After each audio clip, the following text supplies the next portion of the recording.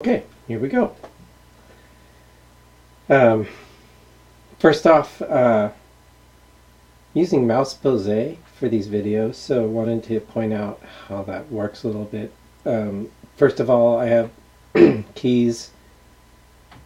When I type them, you'll see them show up on the bottom here. Right, so it's first thing to pay attention to, so as I'm using key command, you'll notice that. Secondly, you'll notice that the cursor has this little circle around it.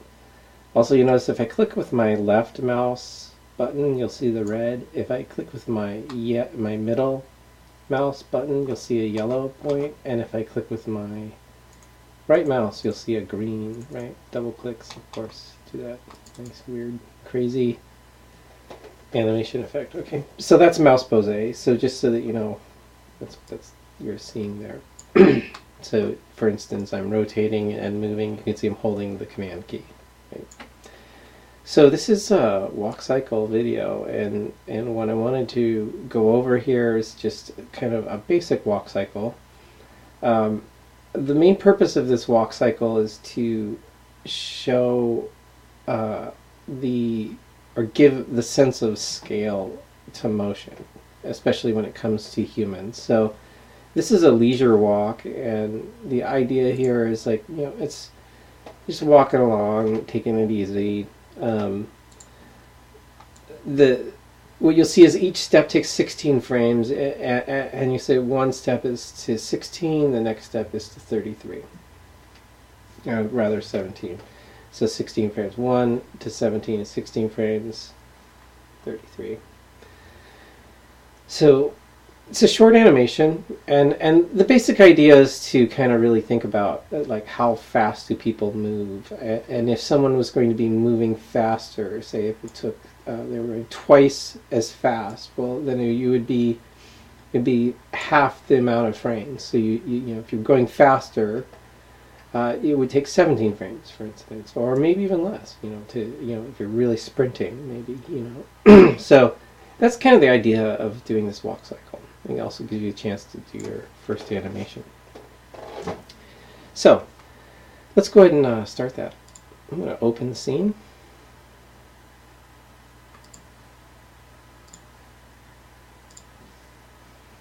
And here we are, perspective view. And I'm going to switch my space to my panel here to my side view, and I want to work in the side view for a moment. Okay, so again, I'm in my side view. I have no outliner open anymore, so I'm not using that anymore. We're using just my curves. But since I'm just using curves, I want to be careful I don't put animations on any joints or IK handles. So there's this filter of selectors up on the top here. So it's a good idea when you're animating to turn these off. Say, for instance, these are IK handles and these are joints. And the next one over in this Z shape is the curves, which are what we do want to select. So that's the only one we don't want to check. So that will be left open. Surfaces, some weird stuff down here. There's a question mark. I don't know. Okay, so now when we click out here, you can't really get anything but curves, which just makes it so much easier to work for this process. Okay, so start our animation. The idea here is to build a pose-to-pose animation here, and what that means is we'll be working from specific points on the timeline and defining poses there. So I alluded to this with the previous animation, 1733. So those are going to be our pose positions in time. So right now what I want to do is I want to set my timeline, my sliders here down into frame 1. Right, you can always just click to and just click and drag or click or whatever.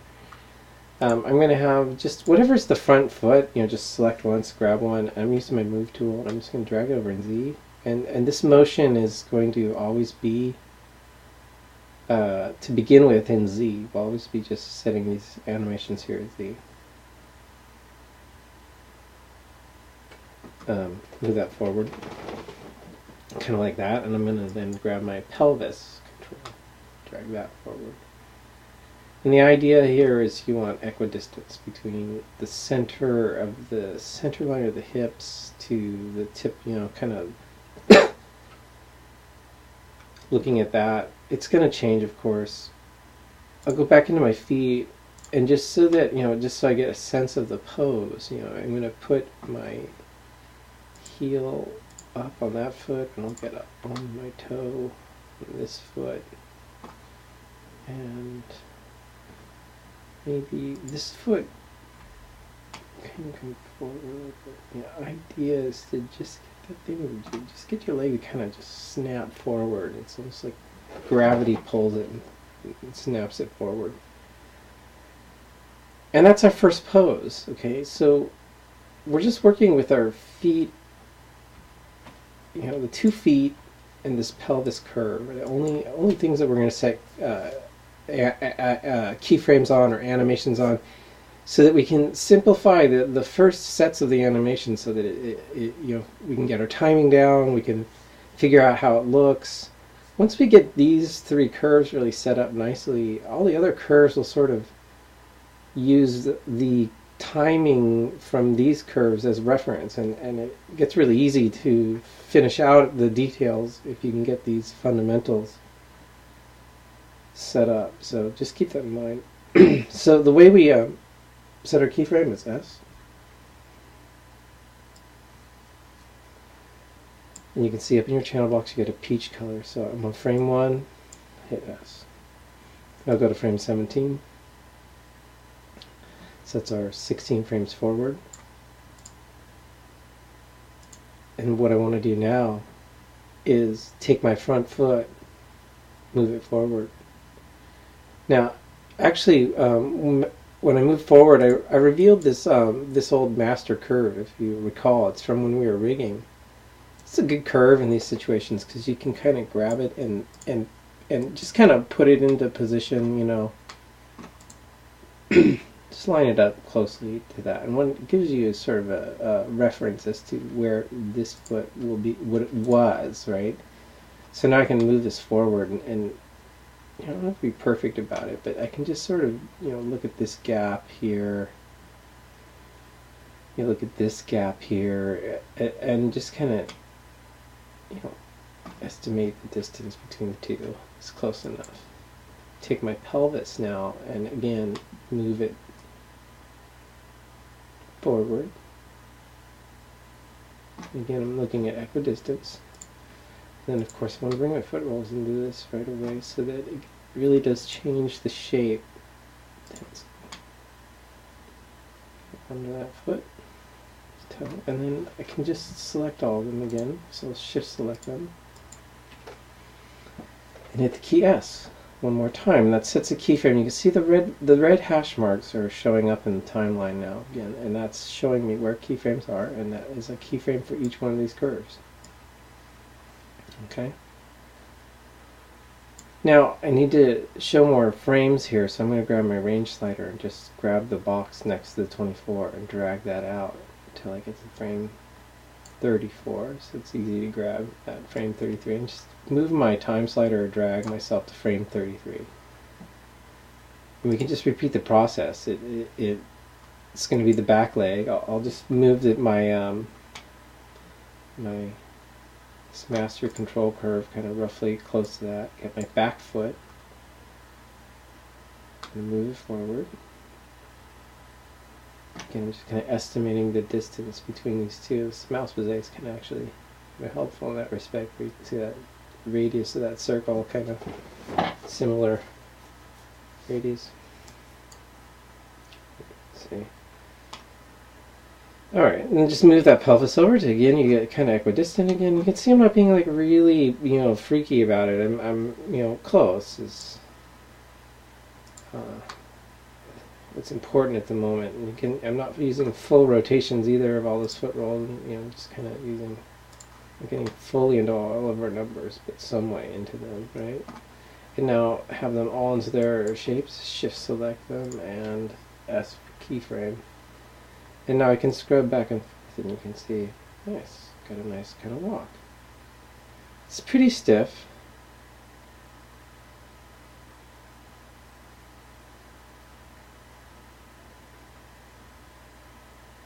Okay, but kind of a good start. Okay, it's got a good start to it. So what we can do now is we can get individually involved now. We can start saying, well, let's excuse me, let's refine the shape a little bit. So starting on the back foot, which is the foot that's moving, if I select the back foot, you can see it moving back and forth. Well, what we want to do is we want to kind of find the point in between, the midpoint here of between 1 and 17, so like 9. Take my move tool, and what I want to do is just kind of bring this foot up a little bit, get some rotation, rotate this thing, get my move tool, and just kind of, I'm trying to do is kind of just a little bit back from the ankle there, like that, a little bit. You don't want it to come too high off the ground. Remember, you almost want to be able to trip on a small pebble or something. You're not really very briskly walking. And so now we get to the negative position. I'm probably going to have to move it again. All these probably eventually, but hit S, which sets the keyframe. And so now you can see I start off on my toe, I kind of lift up, kind of rotates back into that position, that last keyframe. You can see now we're going from this pose, and we just kind of cut that pose in half, and I can just repeat the process for the other foot. So the back foot, just find that kind of mid-frame, 25, sit up, get that rotate, do a little rotate on it.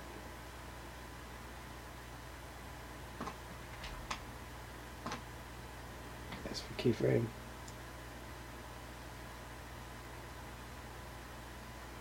And there you go. Press play. Take a look at it. And that really helps, the lifting the foot off the ground and really kind of adding into the foot kind of lifting and rotating like that gives it just a nicer feel than what it was before. It's not quite as stiff, right? Next we can kind of look at the pelvis control and start looking at these positions that, you know, one to pay attention to is where when you get right up onto your toe right here, where you kind of, you know, on your toe, on this foot, and you're kind of lifting over this foot, and it's kind of actually the highest point of your walk. And if you actually kind of, your head actually bobs up sometimes here, and it can be too much sometimes.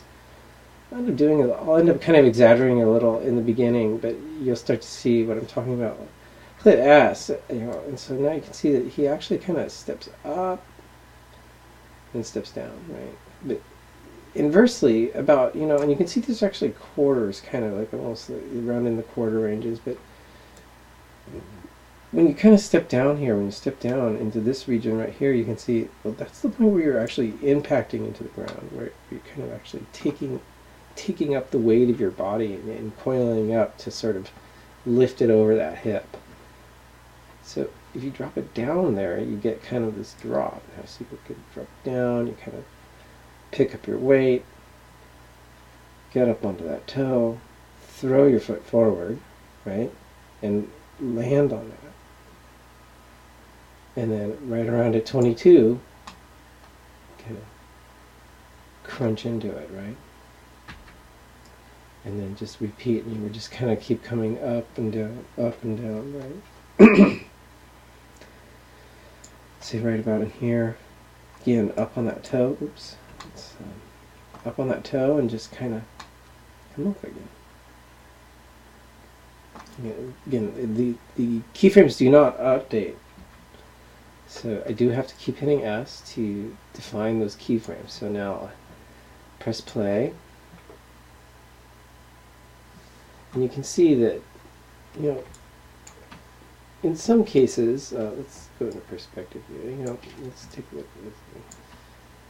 You know, it's a pretty good up and down bounce, right?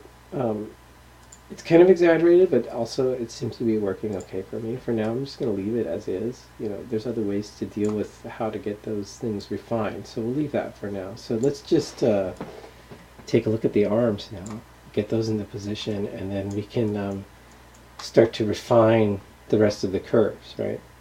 So I'll just take my arms, and the arms get pretty simple. They really are really just on the main pose position in the timeline, the 1, 17, 33.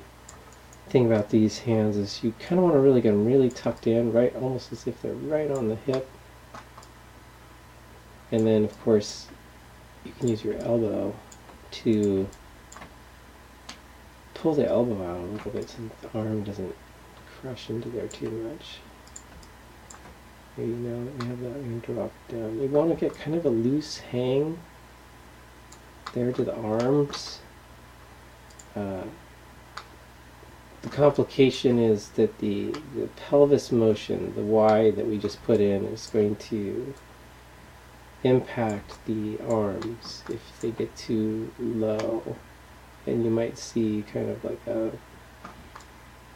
unusual bounce in the hands because they're so low, and the joints themselves up on the top of the shoulders kind of are connected to the hips. So when the hip goes up, the shoulders go up, but that can mess up the arm control with the IK on it, and so you can get a bounce in the arms from the pelvis. So it's sometimes you want to fix that in the arms, and sometimes you want to fix that in the pelvis. So just be aware of that. Interestingly, one arm updates the wrist nicely, and something about like that. And then you kind of want to get these arms, one here with the leg that's back on this side, we want to get that arm a little bit forward, and this arm a little bit back. And probably we'll have to refine them, but let's go ahead and just the key S to set our keyframes. Move ourselves now to frame 17. Could have thrown you off if you weren't on frame 1 there to start with.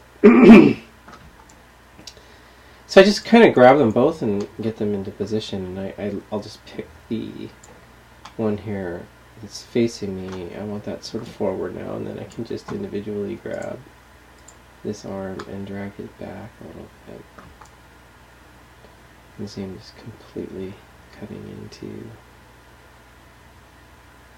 the leg. I'll just leave it as is. I'm just going to hit the frame S, key S rather, keyframe. And then I'll just go to the last frame, 33. Oops. I forgot to update, forgot to have that one selected when I hit keyframe. So what I'll do is I'll just reposition that. Frame 17. So that should be a bit forward, and this one doesn't seem right at all. Oh, I undid it. That's fine. Let's just get that back. That threw me off having it go through the leg there. Shift select them both, and then I'll hit S, and so now they're updated. And you can see there's that bounce I'm kind of talking about a little bit. Go to frame 33 and just kind of repeat that one more time, hopefully a little more smoothly. So again, just kind of dragging forward, and just kind of looking at this front one here, get that into position. Find the leg that's forward and just pull that one back now. Shift select them and then S for keyframe. And so now we have these positions for all of them. So I'm just going to zoom back a little bit and press play now.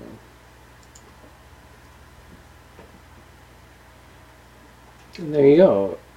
Pretty nice animation. you know, you can see that the arm's got this kind of crick in it that I was talking about that, you know, kind of bounces a little bit. Some other things that kind of, you know, his legs are kind of wide. You know, some people do walk with their feet that wide. We could maybe think about bringing them closer together, right? So maybe how do I refine this? You know, the process so far has been I've just been kind of manually moving things. Kind of use that one control curve to help me sort of see what I was doing, but for the most part, just kind of winging it, right? So once we get to this step, it's basically the next step is working with our graph editor, which gives us a lot more control over keyframes. So we've looked at perspectives. I'm over here, right here, looking at perspective, single perspective 4 view, outliner perspective, and the next one down is the perspective graph editor.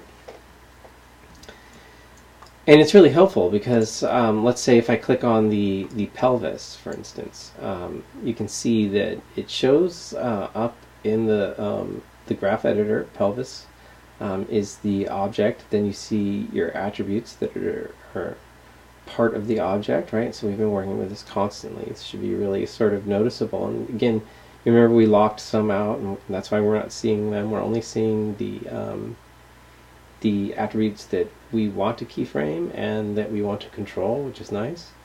The window's just like any other window, you know, so you can hold your command or whatever, and right mouse and middle mouse drag. Of course, there's no rotation, and then of course the F key will center you on selection. So if I hit the translate, I hit F, I go into that. If I hit translate Y and I hit F, you can. Gosh, just change the view. So if I hit F, I get myself into that one. Let's go back to that translate Z, and if I hit F again, you can see here it is. If I hit Y, this is kind of cool. You can see that you can barely see the change in the height difference here. But if I hit F, you can see that, wow, it really, it's the exact same curve actually, but now I can see it scales the amount of change. So before I was looking at a different amount, now scales the amount to the graph editor so that you can see it. Another thing to notice is that this particular keyframe in this up and down, if you'll recall, in terms of the up and down, I didn't really actually put one here, and I don't necessarily need it, but you know, sometimes you can take these out and get a more smooth look, but what we need to look at is tangency in these sorts of curves. And when you see these pieces right here, using the move tool, I can take my middle mouse and just drag this tangency, and you can see how I can mess with this curve. And essentially, in this case, we're going to want kind of a smoothness to this sort of thing.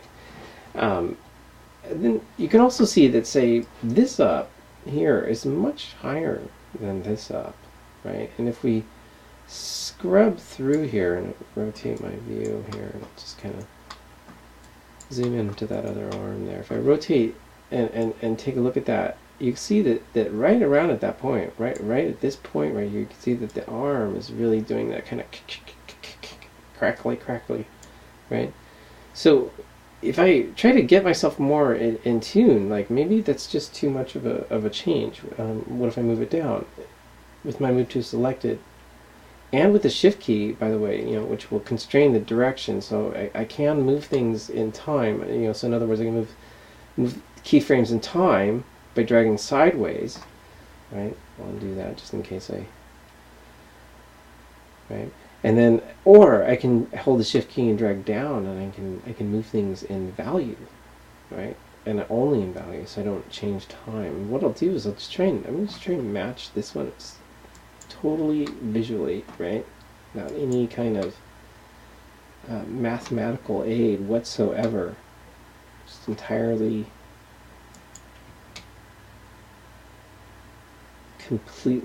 entirely aided by the eye only here. I'm just going to then, you know, I can drag these. You can also, there's these other things up here. For instance, this one will flatten out a. If you want to be fast, you can also shift select these, right, and do that. And then you can see that now that I changed things again, tangency here has been sort of disturbed. And you can see that there is some differences to these curves a little bit, but there is a little bit of consistency. If you see it for a longer period of time, you might start to see a certain pattern start to go. There's also, you could even make an argument that you actually want it to have a bit more. Want to kind of skip up really fast, and so there is this tangency to this curve that could be useful here, but right now I'm just going for straight tangency just to get kind of smooth curves. I could come back and play with those later to refine the motion a little bit. So now if I take a look at this and play this now, right, it still has a bit more of a jump. So what I'll do is I'll just shift select those and just drop these down a little bit more and take these and move them up a little bit.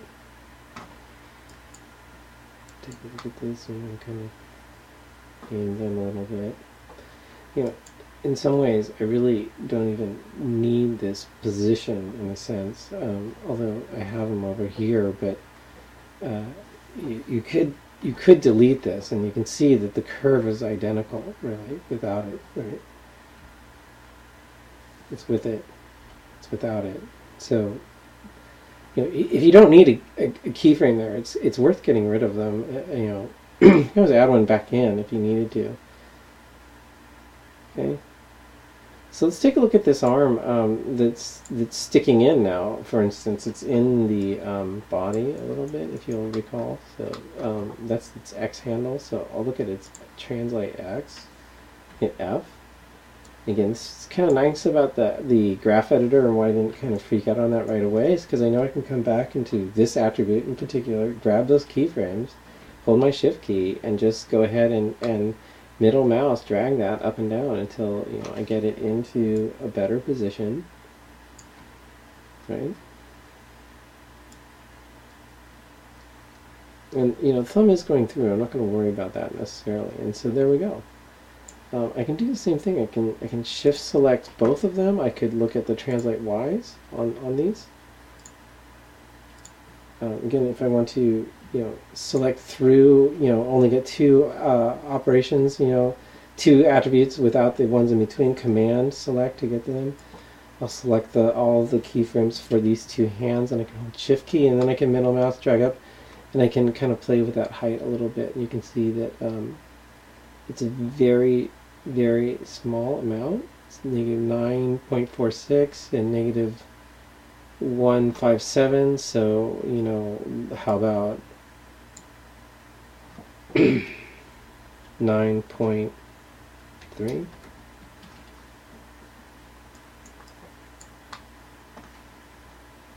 Rewind and then press play.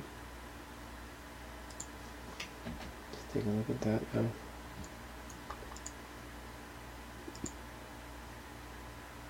Yeah, and so you can see that now it's smoothing out the elbows, and it's just about kind of these motions are when you do them by hand, you get large differences. Once you start getting in the graph editor, you start dealing with smaller increments, right? And usually it's about toning things down and kind of being a little more subtle. Again, the foot, same issue where they're too wide. For instance, it's a translate X. You can see translate X. I just select all the keyframes for translate X using the move tool again that I've already selected, holding the shift key and just dragging over and just finding the position and then looking for the number. Again, the first one is referring to keyframes, but I have multiple keyframes selected, so it's not really something I can work on. But this is free right here, and I can see that the number 1, value of 1, moving over at 1 is the number that works best.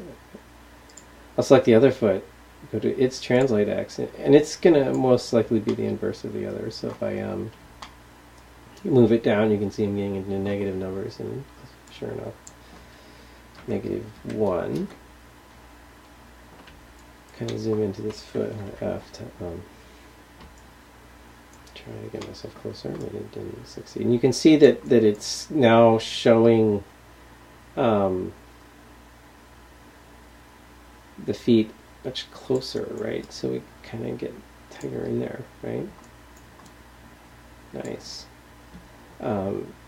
Likewise with the rotate, like they're pretty straight, right? Like when some people kind of have, like, say, duck-footed a little bit, right? Foot kind of comes out a little bit, like, say, you can see that's I like to kind of keep things to round numbers if I can. Just, it's easier to remember things. Like if I want to do it on the other side, I want to keep symmetry for a while, so I can select the other one. I can do the other rotate Y, and I know that it'll just be a -10 because it's the opposite of the other. Just, it just simplifies things, especially when you're trying to work things out. Just to use the move tool to help you determine the direction and kind of close to where you want to be. Round the number and then put it in, and if you need to really fine-tune them, then so be it, but in the beginning it'll help you just get all the pieces and things into similar positions and just smooth you out quickly. So that arm's looking a little bit straight right there, I have to admit.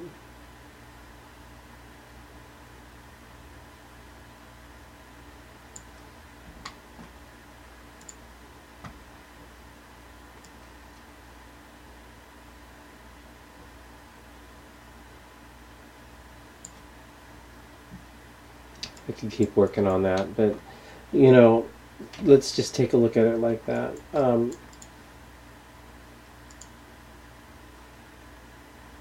Right, and so now we kind of got our feet together, we've got this kind of roll in there, our arms are kind of moving, there's kind of this, a little bit of a sway. You could keep doing this. You could come into the pelvis, maybe start adding some rotations for some sort of sway, shoulders as well, sort of bring those in, kind of rocking them back and forth, maybe maybe some knee stuff, refining the arms, the head, whatever. But the main thing about this walk cycle in the end, again, is the graph editor, big deal. It's a big deal. Learning how to use it, working with it, really useful tool. Secondly, though, kind of thinking about how much time it takes to move from one place to another, and then relating that to frames. And that's something that's very difficult for people in the beginning, is just sort of, well, how many frames and things like that. And a good thing to think about, like, is if it, if you're gonna come to me and you want to do an animation, and you say, well, there's this guy and he's gonna run from this, this park bench, and he's gonna run, he's gonna jump over this garbage can, run across the street, and then whatever, he dives through a window or something, and you're like, okay, so how many steps, I say, does it take to get to the garbage can? Well, it's going to take 4 or 5, because he's sneaking, and so then, okay, so 4 or 5 that's you could just say every 30 frames for every 2 steps, so you're at 60 frames, 90 frames, almost 100 frames, and then say he's doing the other stuff, another 100 frames, and then essentially what you end up getting is a really long animation, and so you kind of want to learn to gauge how much you can animate and for the amount of time that we have. And so that's what's good about this particular process here. And so that's where I'll leave you.